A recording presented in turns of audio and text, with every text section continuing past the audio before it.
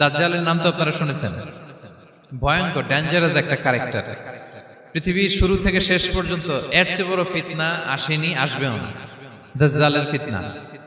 সে তার এক চোখ থাকবে, আরেক চোখ এরকম বন্ধ থাকবে, এখানে লেখা থাকবে কাফারা। কোনোভাবেই তাকে দমানো যাবে না, হত্যা করা যাবে না। আল্লাহ নবী ঈসা আলাইহিস সালাম তাকে হত্যা করবেন। তো যে ব্যক্তি সূরা কাহাফ তেলাওয়াত করবে, সূরা কাহাফের প্রথম 10 আয়াত বিশেষ করে মুখস্থ রাখবে, আল্লাহ তাআলা উসিমা মিন ফিতনাতিদ দাজ্জাল, দাজ্জালের ফিতনা থেকে তাকে বাঁচাবেন।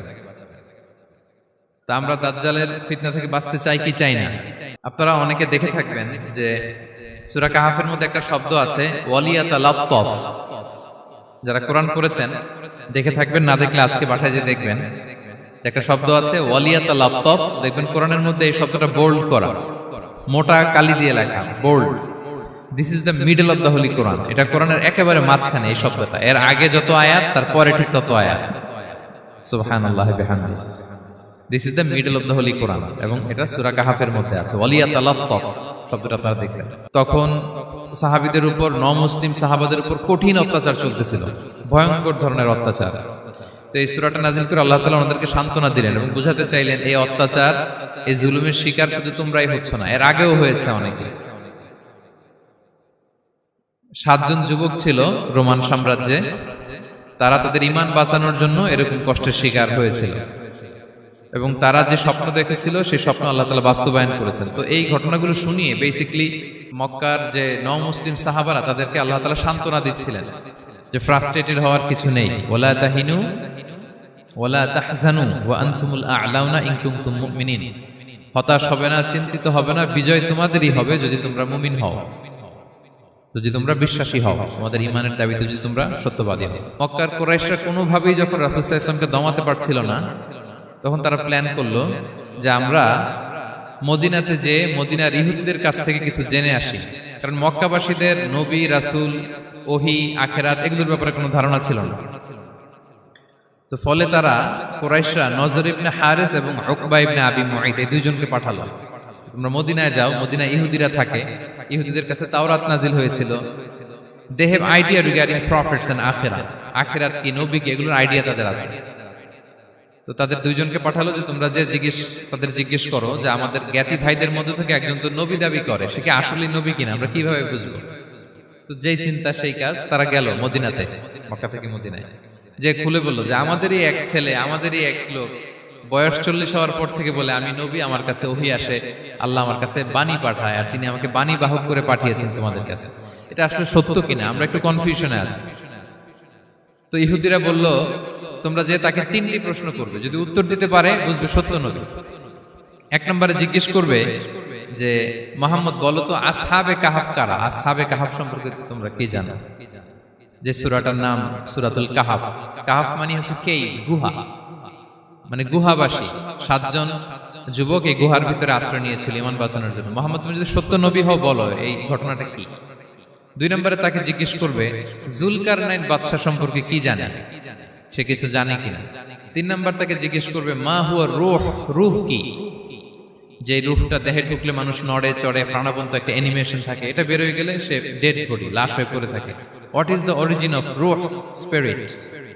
এই 3টা প্রশ্নের উত্তর যদি জানে তাহলে আসলেই সে সত্য নবী। তারা এসে জিজ্ঞেস করলো মুহাম্মদ বলো আসহাবে কাহাফ কারা, বলো জুলকারনাইন কে, বলো রূহ কি। এই 3টা প্রশ্নের উত্তর যদি করতে পারো তাহলে বুঝবে তুমি সত্য নবী। রাসূল সাল্লাল্লাহু আলাইহি ওয়াসাল্লাম বললেন ঠিক আছে যাও, আগামীকাল উত্তর বলে দেব। তিনি ইনশাআল্লাহ বলতে ভুলে গেলেন। রাসূল সাল্লাল্লাহু আলাইহি ওয়াসাল্লামের ধারণা ছিল প্রতিদিনই তো জিবরাইল কোরআনের আয়াত নিয়ে আসে, তো তারই ধারাবাহিকতায় আগামীকাল আসবে, আমি জিজ্ঞেস করে নিব এই 3টা প্রশ্নের উত্তর। তারপরের দিন সবাই এসে হাজির, কিন্তু জিবরাইল আলাইহিস সালাম আসেনি। রাসূল সাল্লাল্লাহু আলাইহি ওয়াসাল্লাম একটু বিব্রতকর পরিস্থিতিতে বললেন। তারা বলল তুমি তো আজকে অ্যাপয়েন্টমেন্ট দিয়েছো, ডেট দিয়েছো, বলো উত্তর বলো। রাসূল সাল্লাল্লাহু আলাইহি ওয়াসাল্লাম বলল আজকে না, আগামীকাল বলে দিলাম। রাসূল সাল্লাল্লাহু আলাইহি ওয়াসাল্লাম ইনশাআল্লাহ কথাটা আর মনে করতে পারতেছেন না। এরপরের দিনও তারা এসে হাজির, কিন্তু রাসূল সাল্লাল্লাহু আলাইহি ওয়াসাল্লাম উত্তর দিতে পারতেছেন না। তারপরের দিন এভাবে পিছাচ্ছেন, রাসূল সাল্লাল্লাহু আলাইহি ওয়াসাল্লাম ডেট দিচ্ছেন, এভাবে 1 দিন 2 দিন 3 দিন না, 15 দিন। কয় দিন? এদিকে তো এই প্রশ্নের উত্তর জানার জন্য এখন 1 জন 2 জন আসে না, দলে বলে কাফিররা আসে। কারণ রাসূল সাল্লাল্লাহু আলাইহি ওয়াসাল্লামকে এখানে অপমান করা যাচ্ছে, ছোট করা যাচ্ছে, হেয় করা যাচ্ছে। তারা এসে হাসাহাসি করে।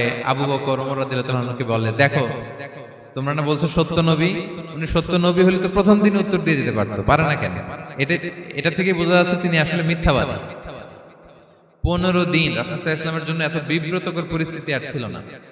15 দিন পর আল্লাহ তাআলা আয়াত নাযিল করলেন, ওয়ালা তাকুলান্না বিশাইইন ইন্নী ফাইলুন যালিকা গাদা ইল্লা আইয়াশা আল্লাহ। অর্থাৎ হে নবী, ভবিষ্যতের কোনো কাজে যখন ওয়াদা দিবেন, কমিটমেন্ট করবেন, আপনি আইয়াশা আল্লাহ মানে ইনশাআল্লাহ বলা ছাড়া কখনো দিবেন না। রাসূল সাল্লাল্লাহু আলাইহি ওয়াসাল্লামকে শিক্ষা দেওয়ার মধ্য দিয়ে বেসিক্যালি আল্লাহ তাআলা গোটা মুসলিম উম্মাহকে শিক্ষা দিলেন, আমাদেরকে শিক্ষা দিলেন, যাতে আমরা ভবিষ্যতের কাজে আগে ইনশাআল্লাহ বলি। তো রাসূল সাল্লাল্লাহু আলাইহি ওয়াসাল্লাম লেসনটা পেলেন। এরপর আল্লাহ তাআলা উত্তর জানিয়ে দিলেন, আম হাসিবিতা আন্না আসহাবাল কাহফি ওয়ার রহিমি কানু মিন আয়াতিনা আজাবা। টানা 2 পৃষ্ঠা উত্তর দিলেন আসহাবুল কাহফ কারা। তাওরাত, জাবুর, ইনজিলে কোথাও এত বিস্তারিত উত্তর নাই আসহাবে কাহফের ব্যাপারে। আল্লাহ তাআলা আল কাহফ, সূরাতুল কাহফ নামে গুহাবাসীদের নামে একটা সূরা দিলেন, বিস্তারিত 2 পৃষ্ঠায় বর্ণনা করলেন তারা কারা। কুরাইশ তো তাআজ্জব বনে গেল, ঘটনা কি, মুহাম্মদের উত্তর কিভাবে জানলো? সে তো কারো কাছে পড়ে নাই, লেখে নাই, এই দেশের বাইরেও কোথাও যায় নাই। দ্বিতীয় প্রশ্ন ছিল যুলকারনাইনকে আল্লাহ আয়াত নাযিল করলেন, ওয়াসআলুনাকা আন যিলকারনাইন কুল সাআতলু আলাইকুম মিনহু যিকরা।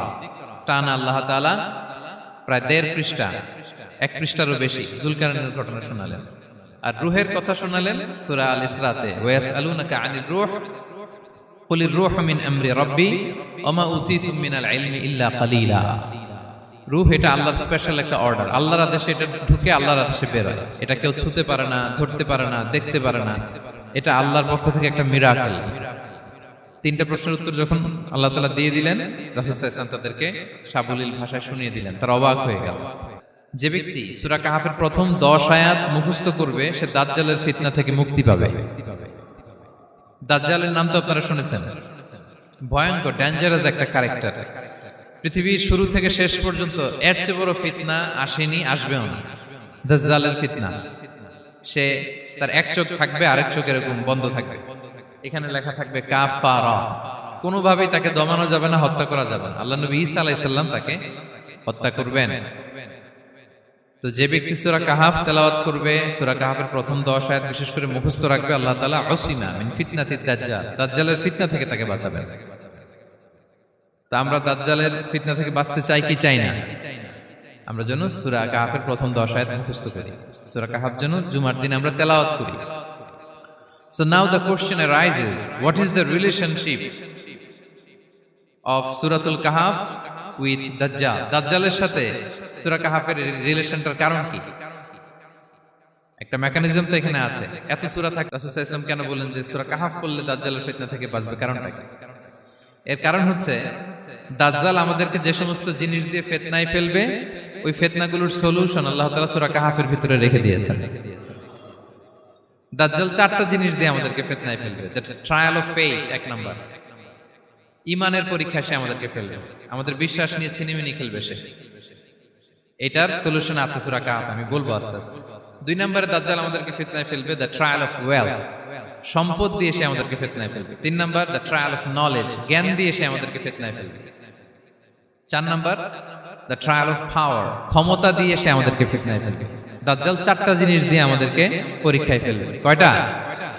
1 হচ্ছে ঈমানি পরীক্ষা, 2 হচ্ছে সম্পদ দিয়ে পরীক্ষা, 3 হচ্ছে জ্ঞান দিয়ে পরীক্ষা, 4 হচ্ছে ক্ষমতা দিয়ে পরীক্ষা। সে ঈমানের পরীক্ষায় আমাদেরকে ফেলবে। সে এসে বলবে আমি তোমার রব, এবং এটা প্রমাণ করার জন্য যা যা দরকার আল্লাহ তাআলা তাকে সব দিবেন। সে সব করতে পারবে। সে বলবে আমি তোমার রব। যদি বিশ্বাস না হয়, তোমার বাবাকে যদি জীবিত করে বিশ্বাস করবে? অনেকে বলবে হ্যাঁ আমার আব্বাকে জীবিত করে দেখান। তো তার বাবাকে ঠিকই সে জীবিত করে ফেলবে। আসলে শয়তান তার বাবার সূরত নিয়ে সামনে দাঁড়াবে। আরে তাই তো, এটাই তো আমার বাবা, এটাই তো আমার দাদা। মানুষ ফিতনায় পড়ে যাবে, ঈমানের ফিতনায়। সে ভাববে আসলে এটাই বোধহয় আমার রব, এবং তাকে এত ক্ষমতা দেয়া হবে, তার ডান দিকে থাকবে জান্নাত, বাঁ দিকে জাহান্নাম। তার কাছে আল্লাহ এটা দিবে। যে তার কথা শুনবে তাকে সে জান্নাতে ঢুকাবে, কিন্তু জান্নাতে ঢুকে সে জাহান্নামের শাস্তি ভোগ করবে। এটা তার বাইরের মানুষ বুঝবে না, অ্যাপারেন্টলি এটা জান্নাত। আর যে তাকে মানবে না তাকে সে জাহান্নামে ফেলবে, কিন্তু জাহান্নামে ঢুকলেও সে জান্নাতের নাজ নেয়ামত ভোগ করবে। তাহলে এই যে ইমানের ফিতনায় সে ফেলে দিবে আমাদেরকে। তো ইমান কি করে বাঁচাবো, এটা সলিউশন আমি শোনাবো আপনাদের। 2 নম্বরে, সে আমাদেরকে সম্পদ দিয়ে ফিতনায় ফেলবে। যার যা লাগবে সে তাই দিতে পারবে, যা লাগবে। সে যদি আকাশকে বলে আকাশ বৃষ্টি দাও, যাকে তারা মানবে ওই এলাকায় বৃষ্টি হবে, সুজলা সুফলা শস্য শ্যামলা হবে, সে সমস্ত এলাকা ফল মূলে ভর্তি হবে, বরকত আর বরকত। আর যে এলাকার লোকেরা, জনপদের লোকেরা তাকে মানবে না, সে বলবে ওখানে বৃষ্টি হবে না, হবেও না, ওখানে খরা, দুর্ভিক্ষ, মাটি ফেটে চলছে, মানুষ না খেয়ে মরবে, মহামারী দুর্ভিক্ষ দেখা দেবে। তখন বিশ্ববাসী মনে করবে এটাই বোধহয় আমাদের রব। তার মানে সম্পদ দিয়ে ফিতনায় ফেলে দেবে। 3 নম্বর হচ্ছে নলেজ। তার জ্ঞানের কাছে গোটা বিশ্ব হার মানবে। পূর্বের পরের যত জ্ঞান আছে সব আল্লাহ তাকে দিবে। ইলমুল আউয়ালিন ওয়াল আখিরিন, এমন কোন প্রশ্ন নেই যেটা দিয়ে তাকে আটকানো যায়। যাই জিজ্ঞেস করবেন সব জানতা, সব বলে দেয়। ভবিষ্যৎবাণী বলে দিবে, বলবে আগামীকাল ওইখানে অমুক দেশে বোমা বিস্ফোরণ হবে, হবে ওইখানে, ওখানে দুর্ভিক্ষ হবে, হবে ভূমিকম্প হবে, হবে। সে যা বলবে তাই হবে। তার জ্ঞানের এই বহর দেখে মানুষ ফিতনায় পড়ে যাবে। 4 নম্বর হচ্ছে দ্য ট্রায়াল অফ পাওয়ার, ক্ষমতা। তার ক্ষমতার সামনে সবকিছু একেবারে ছিন্ন বিচ্ছিন্ন হয়ে যাবে, এত ক্ষমতা হবে তার। সে যেমনটি বলবে তেমনটি করতে হবে। বাতাসের চেয়ে দ্রুত বেগে সে এক দেশ থেকে আরেক দেশে চলে যাবে। তো তার এই সমস্ত অলৌকিক ক্ষমতা দেখে মানুষ ফিতনায় পড়ে যাবে। এবং এই ফিতনা, এই পরীক্ষার মুহূর্তগুলোতে মানুষ কিভাবে নিজেকে ধরে রাখবে, তার সলিউশন আল্লাহ তাআলা সূরা কাহফে দিয়েছেন। এই 4টা ফিতনা থেকে বাঁচার জন্য আল্লাহ সূরা কাহফে 4টা ঘটনা উল্লেখ করেছেন। কয়টা? 1 নাম্বার হচ্ছে আসহাবে কাহফ, যুবকদের ঘটনা, 7 জন যুবকদের ঘটনা। ইমান কি করে বাঁচাবেন, সলিউশন ওখানে। সম্পদের ফিতনা থেকে কিভাবে নিজেকে বাঁচাবেন, এজন্য একজন বাগানওয়ালার ঘটনা আল্লাহ সেখানে বলেছেন। জ্ঞানের ফিতনা থেকে কি করে বাঁচবেন, এজন্য আল্লাহ তাআলা মুসা আলাইহিস সালাম এবং খিজির আলাইহিস সালামের ঘটনা সেখানে উল্লেখ করেছেন। আর ক্ষমতার ফিতনা থেকে কি করে বাঁচবেন এটা বোঝানোর জন্য আল্লাহ তাআলা যুলকারনাইনের ঘটনা উল্লেখ করেছেন। 4টা ফিতনা থেকে বাঁচার জন্য কয়টা ঘটনা? 4টা ঘটনা। আমরা তাহলে একটা একটা করে ঘটনা শুনি, আমরা একটু উদ্ধার করার চেষ্টা করি যে কি কি সলিউশন আল্লাহ তাআলা আমাদের বাতলে দিলেন। 1 নম্বর হচ্ছে আসহাবে কাহফের ঘটনা। এটা 250 খ্রিস্টাব্দের সময়কালে রোমান সাম্রাজ্যের একজন বাদশা ছিল, নাম দাকিয়ানুস। প্রতাপশালী বাদশা, পৌত্তলিক, মূর্তির পূজা করে। ঈসা আলাইহিস সালাম বিদায় নিয়েছেন, 200-250 বছর হলো। তো সব নবীর ধর্মই কিন্তু ইসলাম, যদিও আমরা নাসারা বলি, ইহুদি বলি, সব নবীদের ধর্মই কি ইসলাম। তো তিনি ছিলেন পৌত্তলিক, মূর্তির পূজা করত। আর তার এলাকায় কেউ যদি ঈসা আলাইহিস সালামের নাম নিত, আখিরাতে বিশ্বাস করত, আল্লাহ বিশ্বাস করত, তাদেরকে তারা পাথর মেরে হত্যা করত। এজন্য ভয়ে কেউ ঈসাই ধর্মে ঈমান আনতো না, মানে ইসলামে ঈমান আনতো না। এই রাজার ভয়ে সবাই মূর্তির পূজা করত। কিন্তু 7 জন যুবক ছিল, তারা স্রোতে গা ভাসিয়ে দেয়নি, স্রোতের বিপরীতে তারা ঈমান নিয়ে দাঁড়িয়েছে। তারা ঈসা আলাইহিস সালামের রেখে যাওয়া সত্য ধর্মের উপর ঈমান এনেছিল, আখিরাতে তারা বিশ্বাস করত। তো এই 7 জন যুবকের কথা ছড়াতে ছড়াতে রাজা দাকিয়ানুসের কাছে চলে যায়। উনি তো রেগে মেগে আগুন, ডেকে পাঠালো 7 জনকে। তো তাদেরকে জিজ্ঞেস করলো, তোমরা কাকে মানো? বলতেছে এক আল্লাহকে মানি। সাহসী, খুবই সাহসী। বলতেছে তুমি কি জানো তোমরা কার সামনে কথা বলতেছো? আমি তো তোমাদেরকে মৃত্যুদণ্ড দিতে পারি। তারা বলে দেন, কিন্তু আমরা সব বিসর্জন দিলেও ঈমান বিসর্জন দিতে পারবো না। সুবহানাল্লাহ। উনি বললেন, তোমরা যুবক মানুষ, রক্ত গরম, আবেগে কথা বলতেছো, 3 দিন সময় দিলাম, যাও ঈসার নাম ভুলে যাও, আখিরাত ভুলে যাও, আল্লাহর নাম ভুলে যাও। 3 দিন পরে তোমাদেরকে আবার ইন্টারভিউ নেব। ওই দিন যদি একই কথা বলো, পাথর মেরে 7 জনকে দুনিয়া থেকে উড়িয়ে দেব।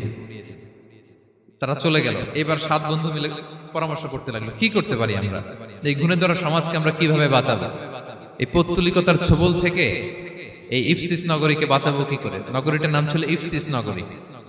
বর্তমানে এটা তুরস্কের ইজমির শহরে অবস্থিত। এখনো জায়গাটা প্রত্নতাত্ত্বিকদের ওই ইয়েতে এটা সংরক্ষিত, এখনো টুরিস্টরা যায়। তো তারা বলল, আমরা ঈমান বিসর্জন দিব না, যদি আমরা ওদের কথা মেনে নেই আমরা তো মুশরিক হয়ে গেলাম, চলো আমরা এক কাজ করি, আমরা এলাকা ছেড়ে দিই। এই 7 যুবক আল্লাহর উপর ভরসা করে তারা বাড়ি ঘর, আত্মীয় স্বজন সব ছেড়ে দিয়ে, লোকালয় ছেড়ে দূরে একটা পাহাড়ের ভেতরে আশ্রয় নিল। পাহাড়ের ভিতরে একটা গুহা ছিল, এই গুহাকে আরবিতে বলে আল কাহাফ। কি বলে? এই সূরার নাম কি? সূরাতুল কাহাফ। তো তাদের সাথে সাথে একটা কুকুরও যাচ্ছিল, তারা বারবার তাড়িয়ে দেওয়ার চেষ্টা করতেছিল কুকুরটাকে যাতে না যায়, কিন্তু এই কুকুর শুধু কান্না করে তার সাথে যাওয়ার জন্য ঘেউ ঘেউ করতেছিল। এই কুকুরটাকেও সাথে নিল। ভালো মানুষদের সাথে থাকলে কি হয় দেখেন, এই কুকুরের কথা, যেহেতু 7 জন ইমানদারের সাথে একটা কুকুর ছিল, এই কুকুরের কথা আল্লাহ সূরাতুল কাহাফে উল্লেখ করে দিয়েছে। ওয়া কালবুহুম বাসিতুন যিরাআইহি বিল ওয়াসিল। তো তারা ভিতরে গেল, যে প্রচন্ড ক্লান্ত, তারা ঘুমিয়ে পড়ল। কি করলো? এই এক ঘুমে আল্লাহ 309 বছর কাটাই দিলেন। কয়শো 9 বছর? 9 বছর ঘুম, সব ঘুম, প্রচন্ড ঘুম, ঘুম যেন আর কাটে না। 309 বছর পরে এরা জাগলো। এখন খুব ক্ষুধা, ঘুমে আর মোর ভাঙতেছে, আর একজন জিজ্ঞেস করতেছে কি লম্বা সময় ঘুম দিলাম কোথায় আমরা? একজন বলতেছে হ্যাঁ, মানে সারাদিনই ঘুমাইছি আমরা। আরেকজন বলতেছে না না, সারাদিন না, দিনের কিছু অংশ হয়তো ঘুমাইছি। আসলে কয় বছর ঘুমাইছে? 309 বছর। তো এদিকে সভ্যতার তো চেঞ্জ। এখানে ওই দাকিয়ানুস মরে, এর ছেলে মরে, এর নাতি মরে, পুতি মরে, এখন 6ষ্ঠ নম্বর রাজা আসছে। প্রজন্মের পর প্রজন্ম তো শেষ। 309 বছর কমপক্ষে 4-5টা জেনারেশন চেঞ্জ হবে। তো জেনারেশন চেঞ্জ হয়ে, এলাকা চেঞ্জ হয়ে, তারা যে স্বপ্ন দেখেছিল এই ইফসিস নগরীতে কালিমার পতাকা উঠবে, তাদের স্বপ্ন আল্লাহ বাস্তবায়ন করেছেন। 309 বছরের ব্যবধানে এই এলাকার সবাই মুসলিম হয়ে গেছে। আল্লাহ চাইছিলেন ওদেরকে দেখাবে এটা, ওদের স্বপ্নটা যে বাস্তবায়ন হয়েছে এটা দেখাবে। তো ঘুম থেকে উঠছে, একজনকে তারা বললো যে লুকায় লুকায় চাদর মুড়ি দিয়ে কিছু রুটি নিয়ে আসো বাজার থেকে, যাতে তোমাকে না চিনে। চাদর মুড়ি দিয়ে যাও। কিছু পয়সা ছিল, মুদ্রা দিয়ে দিস। তো সে যে যখন দোকানদারের কাছ থেকে রুটি নিয়েছে আর মুদ্রা দিছে, দোকানদার বলে এই মুদ্রা কোত্থেকে আসলো? 309 বছর আগে মালয়েশিয়াতে রিঙ্গিট ছিল কিনা জানি না, যেভাবে ওরা ট্রানজাকশন করতে পারে, যেটা ছিল ওইটা যদি এখন কেউ দেয়, রাজধানী বিলাসে খাবার পাওয়া যাবে? হ্যাঁ। তো রুটিওয়ালা বলে তুমি বর্তমান সময়ের মুদ্রা দাও, এটা দিচ্ছ কেন? বলতেছে এটা তো বর্তমান সময়ের মুদ্রা। বলতেছে এই যে মুদ্রার মধ্যে দেখো কোন সালের সিল দেওয়া, এটা তো শত শত বছর আগে। বলতেছে কি বলে শত বছর আগে? আমি তো আজকে সকালেই বাজার করলাম, ওই বাজার করে যে টাকাগুলো ছিল ওইটাই তো পকেটে। বলতেছে বলে কি? নিশ্চয়ই তুমি গুপ্তধনের সন্ধান পেয়েছো, হিডেন ট্রেজার। বলো, মানে তার সাথে এদের কথাবার্তা কিছু মিলতেছে না। পরে তাকে ধরে ওই সময়কার রাজার কাছে নিয়ে গেছে। ওই রাজা আবার মুসলিম, সবাই মুসলিম তখন। সে যা বলে এরাও কেউ বিশ্বাস করে না, এরাও যা বলে এও বিশ্বাস করে না। আর এলাকা এর বাড়িঘর আসবে কোত্থেকে? এর নাতি পুতি যা আছে 5-6 পুরুষ তো মরে সবাই কবরে। তখন তার কথা শুনে সবাই অবাক। তো এটা মিলানোর জন্য তারা 309 বছর আগের দাকিয়ানুস বাদশার সরকারি যে নথিপত্র, ওই পুরাতন ছিঁড়া নথিপত্র তারা বের করলো। বের করে দেখে ঠিকই দাকিয়ানুস নামে এক বাদশা ছিল, আর অনেক শত শত বছর আগে মোস্ট ওয়ান্টেড 7 জন যুবক ছিল, যাদের ব্যাপারে এক্সিকিউশনের অর্ডার ছিল। এখন দেখে তারা অবাক।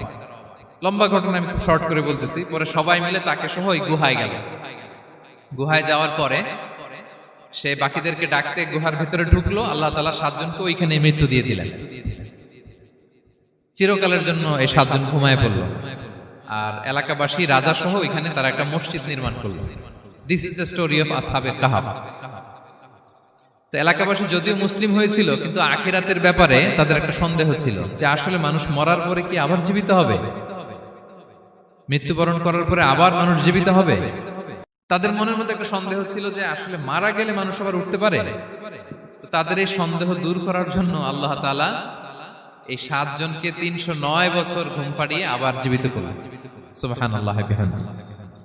তাহলে ঈমান কিভাবে বাঁচাতে হয়, এটার প্রেরণা আমরা এই 7 যুবকের কাছ থেকে পাই। এখানে যেটা আমরা শিখি প্রিয় ভাইরা, 1 নম্বর লেসন হচ্ছে আমাদের গুড কোম্পানি লাগবে, রাইটাস পিপল, মানে আমাদের সার্কেলটা ভালো হইতে হবে।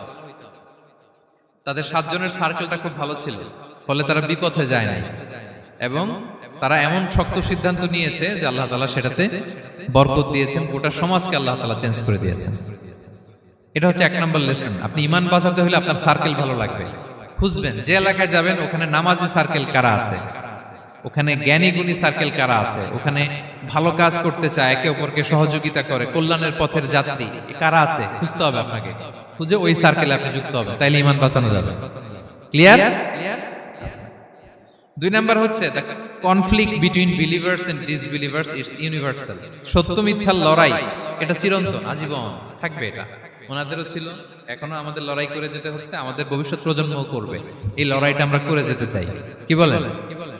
হ্যাঁ, থামা যাবে না? আমরা থামতে আসি নাই, আমরা এই লড়াইটা করে যাব, আমরা সত্যের কথা বলেই যাব ইনশাআল্লাহ। বলেন। তিন নাম্বার হচ্ছে যে লেসনটা আমরা পাই, অনেকগুলো লেসন, আমি খুব প্রেসাইজলি বলতেছি। যুবকরা চাইলে একটা সমাজকে পাল্টে দিতে পারে। এই পৃথিবীতে যত বড় বড় বিপ্লব হয়েছে এগুলো যুবকরা এনেছে। তারা হচ্ছে সভ্যতা গড়ার কারিগর।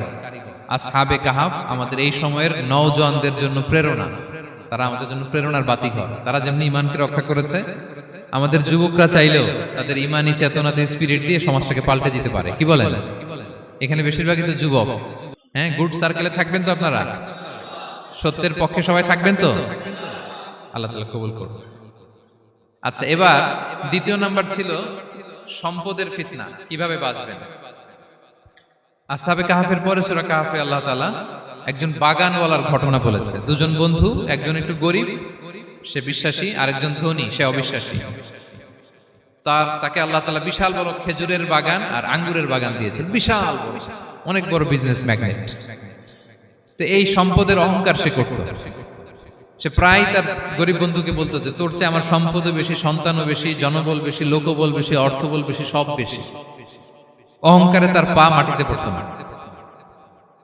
আর সে আখিরাতে অবিশ্বাস করত এবং সে বলতো যে এই সম্পদ আমারে বাঁচাবে, চিরকাল আমাকে স্মরণীয় করে রাখবে, এই সম্পদ কোনোদিন যাবে না।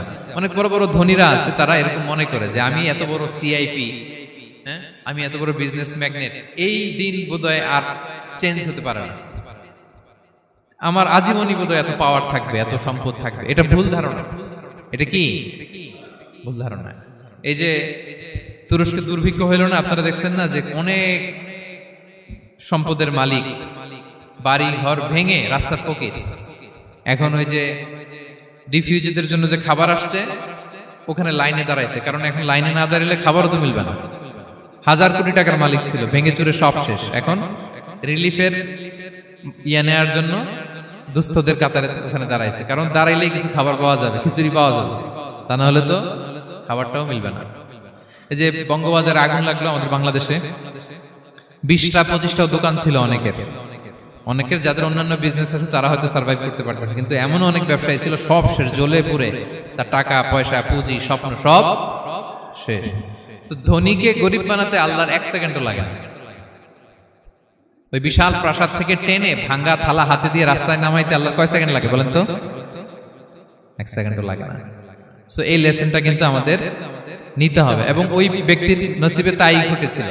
সে যখন অহংকার করতেছিল, আল্লাহ তাআলা আকাশ থেকে হুসবান একটা আগুন পাঠালো। ওই আগুন এসে তার আঙ্গুরের বাগান, তার খেজুরের বাগান, বিশাল মাইলকে মাইল এই বাগান জ্বালিয়ে পুরো মুহূর্তের মধ্যে সারখার করে, এবং মুহূর্তের মধ্যে সে পথের ভিখারি, ফকির। এই ঘটনাটা এনে আল্লাহ তাআলা সম্পদশালীদেরকে রিমাইন্ডার দিলেন যে এই সম্পদের ফিতনায় তোমরা পড়ে যেও না। আমরা সম্পদশালী হলে বাস্তবতা অনেক সময় ভুলে যাই। সূরাতুল হুমাজাতে আল্লাহ তাআলা বলেন ইয়াহসাবু আন্না মালাহু আখলাদা। সম্পদশালীরা মনে করে এই সম্পদ আমাকে চিরকাল বাঁচিয়ে রাখবে, চিরকাল বোধহয় এই সম্পদ আমার হাতে থাকবে। না, এটা হাতের ময়লা, আজ আছে কাল নাই, যে কোনো সময় চলে যেতে পারে। এটা হচ্ছে ম্যাটেরিয়ালিস্টিক আউটলুক, বস্তুবাদী চিন্তা থেকে এই আমাদের ধনী ভাইদের এই সমস্যাটা হয়। ভোগবাদী চিন্তার প্রভাব আর কি। সম্পদ যখন হাতে থাকে ধরাকে সরাজ্ঞান করে, মনে করে যে সবই আমার কন্ট্রোলে। না, আপনারে ওই গরিবের কাতারে আনতে, ওই রিলিফের সম্পদ নেয়ার জন্য ওই লাইনে দাঁড় করাইতে আল্লাহর 1 সেকেন্ডও লাগে না। এটা খেয়াল রাখতে হবে। আমরা যখন প্রাইভেট কারে চড়ি, মাঝে মাঝে অনেকে এসে হাত পাতে, এদেরকে ছোট করা যাবে না। গল্পটা আল্লাহ ভিন্ন করতে আল্লাহর 1 সেকেন্ডও লাগে না। ওইদিকে আমি দাঁড়ায় হাত পাততাম আর উনি প্রাইভেট কারে বসে থাকতো। আল্লাহ চাইলে এরকম করতে পারতেন না? পারতেন। তো এখান থেকে আমাদের জন্য শিক্ষা হচ্ছে সম্পদ এটা ক্ষণস্থায়ী, আজ আছে কাল নাই। এটা ক্ষণস্থায়ী, এটাকে এভারলাস্টিং মনে করা যাবে না। এভারলাস্টিং হচ্ছে আখিরাত।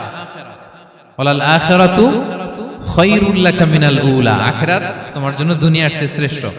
এবং আল্লাহ তাআলা দৃষ্টান্ত একটা দিয়েছেন যে দুনিয়ার জীবনটা হচ্ছে কামা, ওই পানির মতো যেটা আনজালনাহু মিনাস সামা, আকাশ থেকে নাজিল করেছি। ওই পানি ক্ষেতের মধ্যে পড়ে ফসল, ফুল ফসল হয়েছে।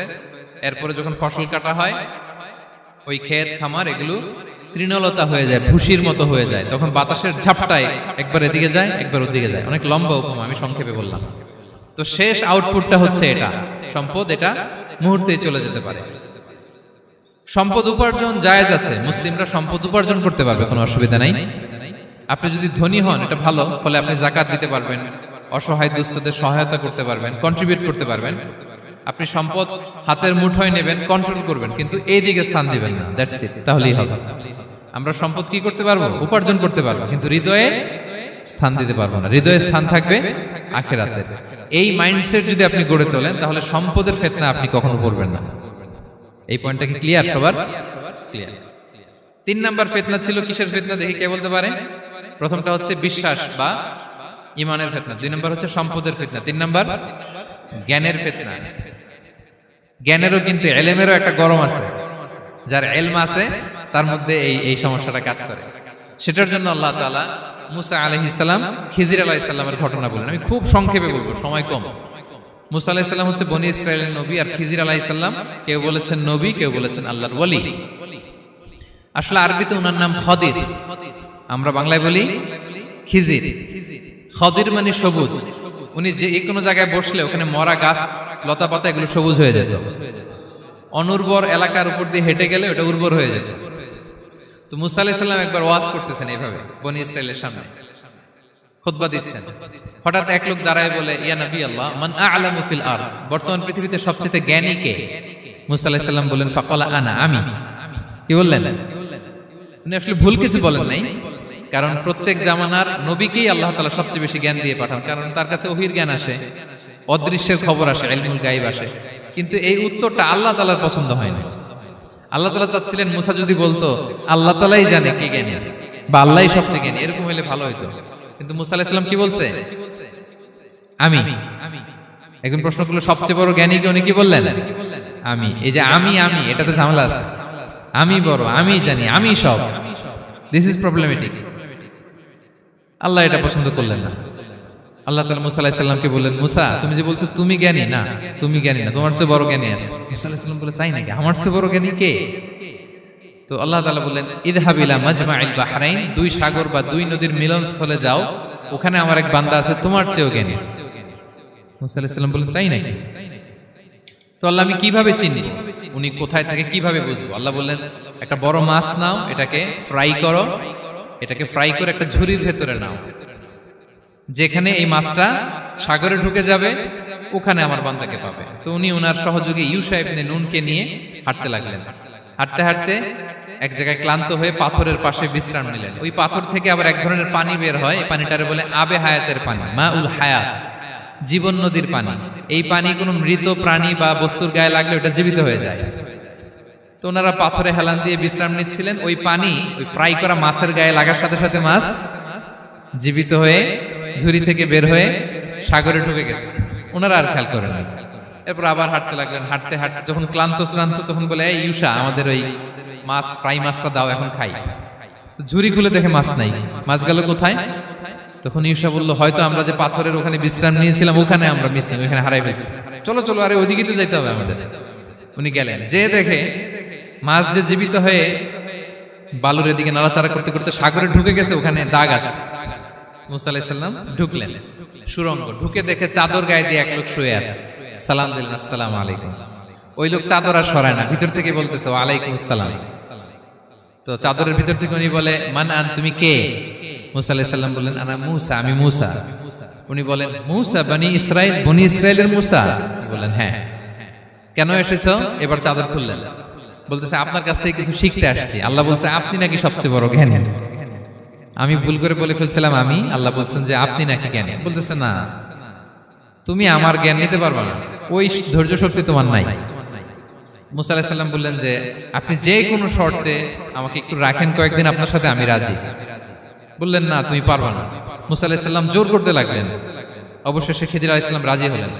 বললেন শর্ত হচ্ছে আমি যাই করি আর না করি আমাকে কোনো প্রশ্ন করা যাবে না। মুসা আলাইহিস সালাম বললেন ওকে। সফর শুরু হলো।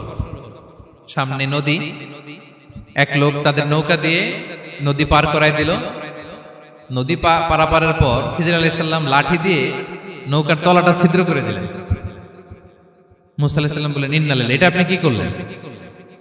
ওরা আমাদেরকে নদী পার করে দিল, আর যে ভাড়াটা আসছিল এটাও নিল না, আমাদেরকে সম্মান দেখালো, আপনি নৌকা ছিদ্র করে দিলেন। খিজির আলাইহিস সালাম বলছে এই যে আমি বলছিলাম না তুমি ধৈর্য ধারণ করতে পারবে না, যাও তোমার রাস্তায় তুমি আমার রাস্তায় আনো। মুসা আলাইহিস সালাম আবার ক্ষমা চাচ্ছেন যে আপনি আমার ক্ষমা করেন, আমি তো ভুলে গেছি, আর প্রশ্ন করবেন না। চলতে লাগলেন। হঠাৎ বাচ্চারা খেলতেছে, এক বাচ্চাকে ধরে হত্যা করলেন খিজির আলাইহিস সালাম। এবার তো মুসা আলাইহিস সালাম রেগে গেছে, আপনি করলেনটা কি? নিষ্পাপ ফুলের মতো শিশুকে হত্যা করলেন। খিজির আলাইহিস সালাম বলে এই যে আমি জানতাম যে তুমি ধৈর্য ধারণ করতে পারবে না, তোমার রাস্তা এক আমার রাস্তা আরেক, যাও। এবার মুসা আলাইহিস সালাম করজোর করতেছে যে this is the last chance, একটা ফাইনাল চান্স দেন, একটা সুযোগ দেন, আর আমি প্রশ্ন করব না, এটাই লাস্ট। বলেন ওকে ঠিক আছে। হাঁটতে হাঁটতে এক ইহুদি বসতির সামনে যে হাজির, দুজনই খুব ক্ষুধার্ত, খাবার চাইলো, এরা আবার কৃপণ, খাবার দিল না। তো খিজির আলাইহিস সালাম বললেন ঠিক আছে, খাবার যেটা দিচ্ছেন আমরা চলে যাই। যাওয়ার পথে দেখতেছে এই এলাকার একটা দেয়াল ভেঙে পড়ে যাবে। তিনি বললেন মুসা চলো এটা ঠিক করে দেই।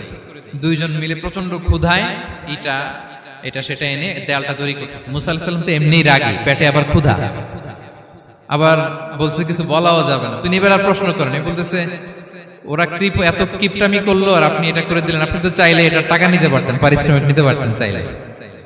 এই কথা বলার পর খিজির আলাইহিস সালাম বললেন হাযা ফিরাকু বাইনি ওয়া বাইনি, এখানেই তোমার আর আমার সেপারেশন, আর সামনে আগানো যাবে না, তোমার কোনো ধৈর্যই নেই। তো এতটুকু তোমাকে আমি বলি যে আমি একটাও আল্লাহর আদেশ ছাড়া করি নাই, আল্লাহর আদেশে আমি করেছি। কি? এক নম্বর হচ্ছে ওই যে আমাদের ভাড়া নিতে চাইলো না, আমাদেরকে পার করে দিল, নৌকাটা ছিদ্র করেছি কারণ এই এলাকায় একজন জালিম বাদশা আছে, সে নৌকা পেলেই গরিব মাঝিদের নৌকা সিজ করে নিয়ে যায়। তো এটাকে যখন তলায় ছিদ্র করে দিছি, রাজার লোকেরা এসে দেখবে যে এটা তলা ছিদ্র, তো পানি ঢুকতেছে, এটা নিবে না, ওরা পরে সামহাও এটা রিপেয়ার করে চালাইতে পারবে। মুসা আলাইহিস সালাম বলে সুবহানাল্লাহ, তাই তো, এটা তো আমি বুঝতে পারি নাই। আর ওই ছোট শিশুটাকে হত্যা করছি, ও অনেক বড় জালিম হবে এলাকা, তার ফিতনায় এলাকাবাসী তটস্থ থাকবে, সে তার মা বাবাকেও জাহান্নামে নেবে। এজন্য আল্লাহ তাআলা আদেশ দিয়েছেন আমাকে, আল্লাহর আদেশে আমি তাকে হত্যা করেছি। মুসা আলাইহিস সালাম বললেন তাই তো, এটা তো অনেক ভালো কাজ করছেন। তাইলে তো বলতেছে তাহলে ওইটা বলেন, খাবারও দিল না, এত কৃপণ, এদের দেয়াল কেন ঠিক করতে গেলেন আপনি? তখন তিনি বললেন যে আসলে এটা একটা ইয়াতিমদের ঘর ছিল, দুইটা ইয়াতিম শিশু, তাদের বাবা মা খুব ভালো ছিল, আর এই দেয়ালের নিচে আছে গুপ্তধন, এই দেয়ালটা পড়ে যাবে, এই গুপ্তধন তারা ছোট মানুষ নিতে পারবে না, এলাকাবাসী তাদেরকে বঞ্চিত করে নিয়ে যাবে। আমি দেয়াল গড়ে দিলাম যাতে করে তারা যখন প্রাপ্তবয়স্ক হয় নিজেদের সম্পদ নিজেরা বুঝে নিতে পারে। সুবহানাল্লাহ বিহামদি। মুসা আলাইহিস সালাম বলে তাই তো, এগুলো তো আমি বুঝতে পারি নাই। তো এই ছিল খুব সংক্ষিপ্ত পরিসরে মুসা আলাইহিস সালাম খিজির আলাইহিস সালামের ঘটনা। তো রাসূল সাল্লাল্লাহু আলাইহি ওয়াসাল্লাম বুখারীতে একটা চমৎকার কথা বলেছেন, তিনি বলেছিলেন ওয়াদিদনা আন্না মুসা সাবার হাত্তা ইউকাসসা আলাইনা মিন আমরিহিমা। রাসূল সাল্লাল্লাহু আলাইহি ওয়াসাল্লাম বলেছিলেন ইস, আমার ভাই মুসা যদি আরেকটু ধৈর্য ধরতো তাহলে আরো কিছু অজানা তথ্য আমরা জানতে পারতাম। এখান থেকে, এই ঘটনা থেকে আমরা কি শিখলাম? প্রথম যেটা আমরা শিখলাম, জ্ঞান নিয়ে বড়াই করতে নেই, ঠিক কিনা? জানার কোনো শেষ নেই, জাননেওয়ালার উপরও জাননেওয়ালা আছে, জ্ঞানীর উপরও জ্ঞানী আছে। আপনি কিছু জেনেই মনে করবেন না আমি সব জানি, আপনার চাইতেও বেশি জ্ঞানী অনেকে আছে। অনেক সময় বক্তার চাইতেও শ্রোতারা অনেক জ্ঞানী। হয়তো এখানে এমন অনেক জ্ঞানী লোক আছে যার ধারে কাছেও আমরা কেউ নেই, হতে পারে। সো আমি সব জানি, এটা ভুল, এটা শয়তান বলে। এটা কে বলে? শয়তান বলে। আবু নাওয়াস একটা কবিতা লিখেছেন, ওয়াকুল্লি মান ইয়াদঈ ফিল ইলমি ফালসাফাতান হাবাসতা শাইআন ওয়া গাবাত আনকা আশিয়াউ। কেউ যদি বলে আমি সব জানি, তুমি তাকে বৃদ্ধাঙ্গুলি দেখিয়ে বলো আপনি কিছুই জানেন না, আপনি অল্প কিছু জেনেছেন, জানার এখনো অনেক বাকি। তাহলে মুসা আলাইহিস সালামের এই ঘটনা জিজ্ঞেস করা হলো কে জ্ঞানী, উনি বললেন আমি জ্ঞানী। এরকম কি আমরা কখনো বলবো না? সবচাইতে বড় জ্ঞানী কে? ওয়া ফাওকা কুল্লি যী ইলমিন আলিম, সবচাইতে বড় জ্ঞানী আল্লাহ তাআলা। সো জ্ঞান নিয়ে আমরা অহংকার করব না। দুই নম্বর যে শিক্ষাটা আমরা পাই, ওই যে নৌকা দিয়ে পারাপার হচ্ছিল, তখন একটা চড়ুই পাখি এসে সাগরের মধ্যে মুখ দিয়েছিল। তো খিজির আলাইহিস সালাম বললেন, মুসা তুমি কি চড়ুই পাখিটা দেখতে পাচ্ছ? হ্যাঁ দেখতে পাচ্ছি। চড়ুই পাখিটা যে সাগরে মুখ দিয়ে দেখতে পাচ্ছ? হ্যাঁ দেখতে পাচ্ছি। তখন খিজির আলাইহিস সালাম বললেন, চড়ুই পাখিটা সাগরে মুখ দিয়ে পানি খাওয়ার পরে চড়ুই পাখির ঠোঁটে বা চঞ্চুতে যতটুকু পানি লেগে আছে, এই পানিটা হচ্ছে তোমার আমার এবং মহাবিশ্বের আমাদের সকলের জ্ঞান, আর এই মহাসাগরের সকল পানি হচ্ছে আল্লাহ তাআলার জ্ঞান। আল্লাহ তাআলা বলেছেন, ওমা উতিতু মিনাল ইলমি ইল্লা কালিলা, আমি তোমাদেরকে একেবারে অল্প জ্ঞান দিয়েছি, একেবারে অল্প। এই রহস্যে ঘেরা এই মহাবিশ্বের অনেক কিছু আমাদের অজানা প্রিয় ভাইরা, আমরা অনেক কিছু জানি না, আমাদের এই লিমিটেড নলেজ এগুলো ধরে না, তারপর আমরা জ্ঞানের বড়াই করি। আপনারা উপমাটা বুঝতে পারছেন? একটা নৌকা থেকে চড়ুই পাখি ঠোঁট দিয়ে পানি খাচ্ছে, পানি খাওয়ার পরে স্বভাবতই চড়ুই পাখির ঠোঁটে একটু পানি তো লাগবে। খিজির বললেন যে এই পানিটা হচ্ছে তোমার আমার পৃথিবীর সবার জ্ঞান, আর এই সাগরের বাকি পানিগুলো কার জ্ঞান? এবার বুঝতে পারছেন আল্লাহ তাআলার জ্ঞানের পরিধি। আমরা জ্ঞান নিয়ে যেন কখনো কি না করি, বড়াই না করি। জ্ঞান দুই ধরনের, একটা বাহ্যিক জ্ঞান, একটা অন্তর্নিহিত জ্ঞান। External knowledge, internal knowledge. আমরা যখন কোরআন হাদিস পড়ি আমাদের বাহ্যিক জ্ঞান অর্জন হয়। কোরআন হাদিস পড়লেই আপনি জ্ঞানী হয়ে যান। এটা কোরআন হাদিস পড়তে হয়, এটা ডাইজেস্ট করতে হয়, এটার উপর আমল করতে হয়। এই জ্ঞান অর্জন শেষে এরপরে আল্লাহর প্রিয় বান্দাদেরকে আল্লাহ অন্তরে ইলমের নূর দেন, ইলহাম দেন। That is the knowledge, that is the pure knowledge. আপনি হাফেজে কোরআন হয়ে ভাইবেন না আপনি সব জানেন, আপনি বুখারী মুখস্থ করে ভাইবেন না সব জানেন। এই সব জ্ঞান অর্জন করার পরে ইলমের নূর হাসিল হয়, সেটা আল্লাহ সবারে দেয় না। সো এই অন্তর্নিহিত জ্ঞান, দূরদৃষ্টি, farsightedness, that is the pure knowledge. এটার জন্য বছরের পর বছর, যুগের পর যুগ সাধনা করতে হয়। সেটার জন্য এই জ্ঞান অর্জনের জন্য তিনটা জিনিস করতে হয় ইলমের নূর অর্জনের জন্য। কয়টা? এক হচ্ছে বিনয়, দুই হচ্ছে সফর, তিন হচ্ছে সবর। আবার বলি, এক হচ্ছে বিনয়, দুই হচ্ছে সফর, তিন হচ্ছে সবর। আল্লাহ তাআলা আল্লাহর নবীকে তাওরাত দেওয়ার পরেও আরো ট্রেনিং সেশন করাইছেন খিজির আলাইহিস সালামের কাছে। যাও, ওনার কাছে গেলে তুমি ছোট হবা, নত হবা। জ্ঞান যদি আমি নিতে চাই আমাকে ছোট হইতে হবে। ধরেন একটা গ্লাস থেকে একটা খালি গ্লাসে পানি ঢালবো, তো যেটাতে নেওয়া হবে এটা উপরে থাকলে হবে? যে গ্লাসটার মধ্যে পানি আছে এটা উপরে থাকবে, ওইটা ব্ল্যাঙ্ক গ্লাসের মধ্যে পড়বে। আপনি নলেজ ইলম নিতে চাইলে আপনাকে নিচে থাকতে হবে, উনি উপরে থাকবে। আপনার শায়েখ আপনাকে দিবে, আপনার উস্তাদ আপনাকে দিবে, আপনার মুর্শিদ আপনাকে দিবে। বুঝতে পেরেছেন? তাহলে আমাদেরকে হাম্বলনেস লাগবে। শিখতে হইলে হাম্বল হইতে হয়, বিনয়ী হইতে হয়। আচ্ছা, দুই নাম্বার সফর করতে হয়। এটাও আল্লাহ মুসা আলাইহিস সালামকে দিয়ে করাইছেন। যাও, পিছে পিছে উস্তাদের পিছে পিছে ঘুরো। তো এজন্য সফর করতে হয়। এখন ঘরে বসে অনেক কিছু জানা গেল, উস্তাদের সান্নিধ্য লাগে, সফর করতে হয়। আমাদের ক্লাসিক আলেমরা হাদিস কালেকশনের জন্য শহরকে শহর সফর করতেন। এখনো আমাদের আলেমরা দেওবন্দে যায়, মিশরে যায়, মদিনায় যায়। এখানকার মালয়েশিয়ান স্টুডেন্টরা দেশে বিদেশে যে নলেজ অর্জন করে। সফর আপনাকে লাগবে। তাহলে বিনয়, সফর, তিন নম্বরে কি? সবর। ধৈর্যশীল হইতে হবে। দেখেন মুসা আলাইহিস সালাম বারবার প্রশ্ন করে ফেলতেছেন, বারবার ওয়াদা ভঙ্গ করতেছেন। এরকম করলে হবে না, ধৈর্য লাগবে। ধৈর্যের বলে বলিয়ান হলে তখনই আপনার মধ্যে ইলম আসবে। তাহলে জ্ঞানের ফিতনায় পড়ার আর আমাদের কোনো সম্ভাবনা আছে? আমরা বিনয়ী হব, আমরা জ্ঞান আল্লাহর দিকে ফিরাই দেব। আমরা বলবো উনি সবচেয়ে ভালো জানেন। পারা যাবে তো ইনশাআল্লাহ? আচ্ছা, আমি একেবারে শেষ পর্যায়ে চলে আসছি, 2 মিনিটের মধ্যে শেষ করে দিচ্ছি। 3 নাম্বার ছিল কিসের ফিতনা? 4 নাম্বার ক্ষমতার ফিতনা। এই ফিতনা থেকে বাঁচার জন্য সর্বশেষ আল্লাহ তাআলা যুলকারনাইনের ঘটনা বলেছেন। অনেক বড় বাদশা ছিলেন। পৃথিবীতে 4 জন বাদশা গোটা বিশ্ব শাসন করেছেন। 2 জন কাফির, 2 জন মুমিন। কাফির একজন হচ্ছে নমরুদ, যিনি ইব্রাহিম আলাইহিস সালামকে আগুনে ফেলেছিলেন। আরেকজন হচ্ছে বখতে নাসার, যাকে ইংরেজিতে বলে নেবুচারনেজার দ্য সেকেন্ড, দ্বিতীয় নেবুচারনেজার। তারা কোনো নির্দিষ্ট এরিয়ার বাউন্ডারির বাদশা না, গোটা বিশ্বের বাদশা ছিলেন। এই 2 জন কাফির।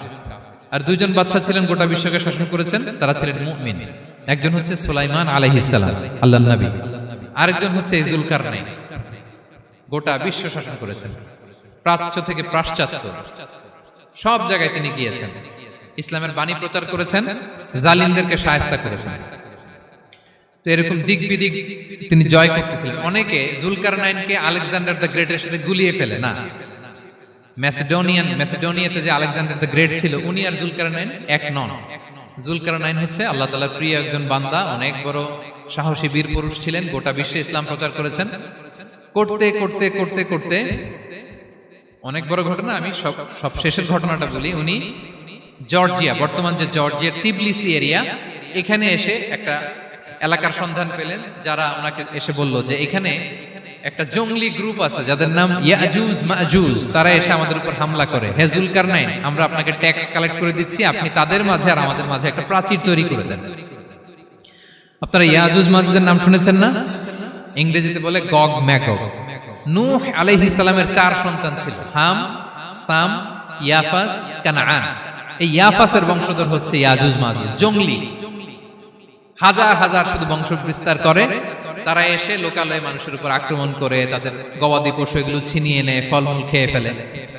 তো জুলকারনাইন বাদশার কাছে যখন বিচার দেওয়া হলো, উনি বললেন ঠিক আছে, তোমাদের ট্যাক্স দেয়া লাগবে না, তোমরা শারীরিক পরিশ্রম করে আমাকে সাহায্য করো। তো উনি বর্তমানে হচ্ছে এক পাশে কৃষ্ণ সাগর, ব্ল্যাক সি, আরেকদিকে কাস্পিয়ান হ্রদ বা কাস্পিয়ান সাগর, এর মাঝখানে 1200 কিলোমিটার লম্বা মাউন্টেন রেঞ্জ, পাহাড়ি এরিয়া, আপনারা গুগলে দেখবেন।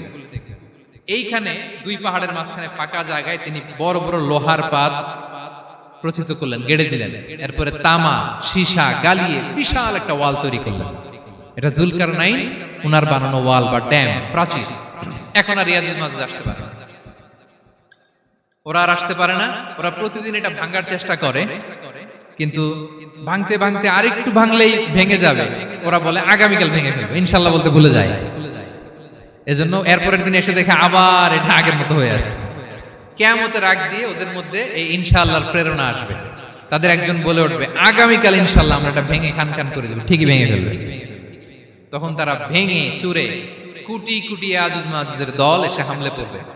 সামনে পড়বে তাবারিয়া সাগর, এক দল এসে তাবারিয়া সাগর এমন ভাবে খাবে, এই দল যাওয়ার পরে আরেক দল এসে এখানে যে সাগরে যে পানি ছিল এটা কল্পনাই করতে পারবে না। তারা পৃথিবীতে ফিতনা ফাসাদ করবে। ঈসা আলাইহিস সালাম তখন আসবেন, দোয়া করবে আল্লাহ তাআলার কাছে মুমিনরা, একটা মহামারী দিবে আল্লাহ তাআলা ইয়াজুজ মাজুজের মধ্যে, ওরা মরে যাবে সব। এরপর বিশাল এক পাখি এসে তাদেরকে আল্লাহর মর্জি মাফিক এমন এক জায়গায় ফেলে আসবে, কেউ জানবে না। তো তারা যে পচে গলে মাটির সাথে মিশেছিল, এই গলিত লাশ থেকে মাটি খুব উর্বর হয়ে যাবে। এরপর আল্লাহ তাআলা পৃথিবীর মধ্যে বারাকা দিবেন, কিছু রোপণ করলে তাড়াতাড়ি ফুলে ফেপে বড় বড় ফলমূল হচ্ছে। তো এটা কিয়ামতের আলামতের অন্য কোনো আলোচনায় হয়তো আমরা বলবো।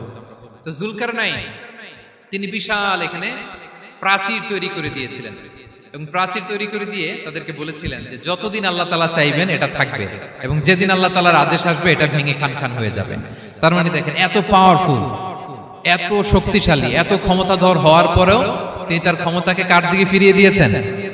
যে আল্লাহ যতদিন চাইবে এই প্রাচীর টিকে থাকবে, যেদিনই আল্লাহ তাআলার আদেশ আসবে এই প্রাচীর ভেঙে খান খান হয়ে যাবে।